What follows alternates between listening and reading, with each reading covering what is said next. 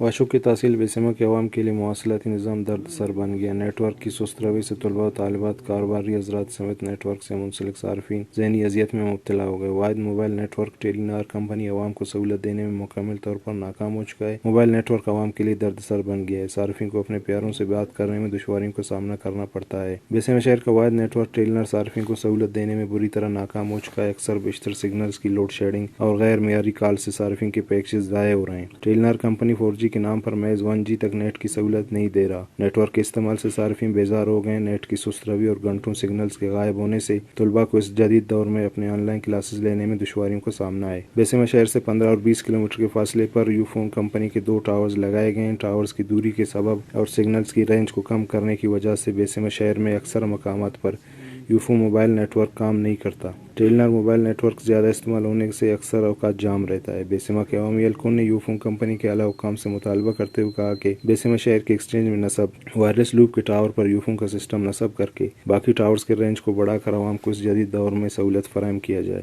اور ٹیلی نار mobile net work company اپنا نیٹ ورک کا نظام درست کر کے تاکہ کال کے ساتھ ساتھ نیٹ کی بہتر سہولت سے طلباء اپنی پڑھائی جاری رکھ سکیں۔ وش نیوز بیسیما۔